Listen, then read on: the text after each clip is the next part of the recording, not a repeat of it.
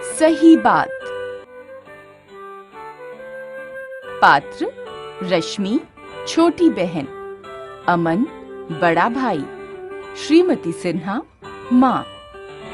दृश्य 1। कमरे में माँ बेटी की बातचीत। माँ ऑफिस जाने को तैयार है। रश्मि, अरे मॉम, आज तो छुट्टी है, फिर आप ऑफिस क्यों जा रही हैं? श्रीमती सिन्हा, आज ऑफिस में कुछ विदेशी लोगों के साथ मीटिंग है, इसलिए जाना ही होगा। ये सब छोड़ो, अपना ध्यान रखना और ठीक समय पर खाना खा लेना। रश्मि, आप भी ना कमाल करती हैं, मैं क्या कोई छोटी बच्ची हूँ? श्रीमती सिन्हा, अरे मेरी गुड़िया, तुम तो बड़ी सयानी हो गई हो, पर मेरे लिए तो बच्ची ही हो। वैसे इसमें भी शक नहीं कि तुम बड़ी भी हो गई हो। घर का आधा काम तो तुम्हारे ही कंधों पर रहता है। रश्मि, मॉम, नो मस्का प्लीज, काम कहिए। श्रीमती सिन्हा, काम तो मामूली है। तुम्हारे अमन भैया के दो ही तो शौक हैं, कविता लिखना और गिटार बजाना। अमन जब गिटार की क्लास से दोपहर को लौटेगा तो उसे खाना परोस देना। रश्मि, उसे मुझे खाना परोसना पड़ेगा? क्यों? मेरा कल मैथ्स का टेस्ट भी है। वे तो मुझसे 2 साल बड़े हैं, वे अपना खाना खुद क्यों नहीं ले सकते? क्या अमन भैया कहीं के नवाब हैं? श्रीमती सिन्हा, उफ, इतने सवाल कर सकती हो तो खाना परोस देने से ही क्या बिगड़ जाएगा? फिर कुछ काम लड़कियों को ही शोभा देते हैं। रश्मि, आपके कहने का मतलब है कि मेरा लड़की होना मेरी गलती है? श्रीमती सिन्हा, बस बस, अब इस पर कोई बहस मत करो। मुझे ऑफिस के लिए देर हो रही है। मेरी लाडो रानी, कहना मान लिया करो, मैं जा रही हूँ। कहकर जाती है। रश्मि पढ़ाई करने लगती है। थोड़ी देर में अमन का प्रवेश। अमन, रश्मि, रश्मि, जल्दी से खाना परोस दो। रश्मि, खुद परोस लो, मेरा कल मैथ्स का टेस्ट है, मुझे अभी तैयारी कर लेने दो।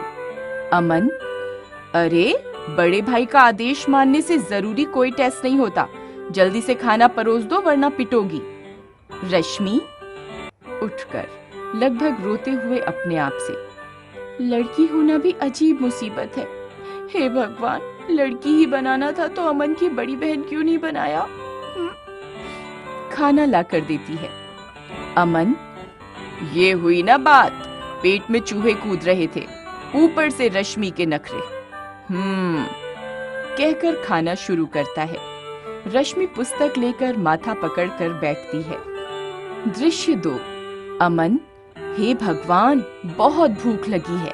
ये रश्मि को आज क्या हो गया? रोज तो मुझसे पहले ही घर पहुंच जाती है, अब मेरा खाना कौन बनाएगा? इतने में फोन की घंटी बजी। फोन का रिसीवर उठाता है। फोन पर रश्मि, भैया, आज स्कूल में मेरे नाटक सुनहरी परी का रिहर्सल यानी पूर्वाभ्यास है। अमन, अरे ओ, रिहर्सल की अम्मा, यहाँ पेट में चूहों की लड़ाई का मैदान बना हुआ है और तुम्हें अपने नाटक की पड़ी है। जल्दी से घर आकर मेरे लिए खाना बनाओ। फोन पर रश्मि, ये नहीं हो सकता, नाटक में मुख्य पात्र की भूमिका मेरी ही है, मेरे बिना रिहर्सल कैसे होगी? फोन बंद होने की आवाज। अमन, अरे अरे, फोन क्यों बंद कर दिया? उफ, अजीब मुसीबत है, स्कूल के फोन से फोन कर दिया और अब बंद भी कर दिया। हाय, अब मैं क्या करूं? देखूं फ्रिज में कुछ हो तो। फ्रिज खोलकर, अरे मारा गया, इसमें तो सिर्फ कच्चे आलू पड़े हैं। काश मुझे इन्हें पकाना आता। चलूं इधर देखूं।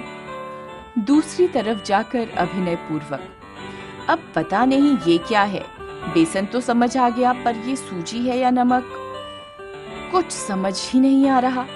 लगता है आज भूख से ही मरना पड़ेगा। सोफे पर अधलेटा लुढ़कता है। अंधकार, फिर प्रकाश। रश्मि का प्रवेश। रश्मि, अरे ये सोफे पर कौन लुढ़का पड़ा है? ये तो अमन भैया हैं। कंधे से हिलाकर, भैया जागो जागो। अमन, आंख खोलकर मरियल आवाज में, बहना तुम आ गई, जल्दी से मुझे कुछ बनाकर खिला दो, नहीं तो मैं आज तो भूख से मर जाऊंगा। रश्मि, वाह रे मेरे निठल्ले भाई, कुछ खाना पकाना भी सीखा होता तो आज तुम्हारी ये हालत क्यों होती। ठहरो, अभी तुम्हारे लिए कुछ बनाकर लाती हूँ। थोड़ी देर में प्लेट में खाना लाती है। लो शहंशाह हिंद, मत करो आंखें बंद, जारी है तुम्हारी सेवा का सिलसिला। लो खाओ बेसन और सूजी का चीला। अमन, वाह, बेसन और सूजी का चीला। झटपट खाता है। रश्मि और लाती है, सारा खा जाता है। अब आई जान में जान। रश्मि, हाँ हाँ, दूसरों के दम पर जीने वालों की जान भी आ ही जाती है। अब जाओ, चाहे गिटार बजाओ, चाहे लिखो कविता। अमन, नहीं नहीं, आज ना बजेगा गिटार और ना बनेगी कविता, आज तो मैं तुमसे खाना पकाना ही सीखूंगा। रश्मि, सच? मगर ये कैसे हो सकता है?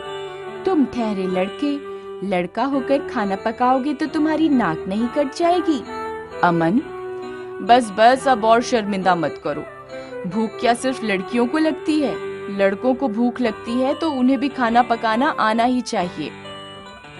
रश्मि, चलो तुम्हारा दिमाग तो ठिकाने आया। तब आओ, माँ के आने से पहले डिनर की तैयारी करें। मटर, गाजर और पीलर लेकर आती है। लो ये गाजरें, इन्हें पीलर से ऐसे छीलो, कहकर उसे पीलर का प्रयोग करके दिखाती है। मैं मटर के दाने निकालती हूँ। दोनों अपना अपना काम करते हैं। तभी माँ का प्रवेश। श्रीमती सिन्हा, अरे ये मैं क्या देख रही हूँ? अमन और रसोई का काम छोड़ो बेटा, ये लड़कियों के काम तुम क्यों कर रहे हो? अमन, नहीं माँ, ये गलत है। घर के सभी कामों का बोझ लड़कियों पर डालने वाली आपकी सोच से ही आज मुझे नानी याद आ गई। रश्मि अगर ठीक समय पर ना आई होती तो मैं आज भूख से ही मर जाता। मुझे भी खाना बनाना आना ही चाहिए। श्रीमती सिन्हा, बेटा बात तो तुम्हारी बिल्कुल सही है। रश्मि, हाँ माँ, यही है सही बात। पर्दा गिरता है। अपना इंडिया, गोल्डन बुक्स का दीवाना, गोल्डन बुक्स का दीवाना। पढ़ाई हो जो करनी, जरा भी ना घबराना, जरा भी ना घबराना। गोल्डन बुक्स को अपनाना, अपना इंडिया, बुक्स का दीवाना, गोल्डन बुक्स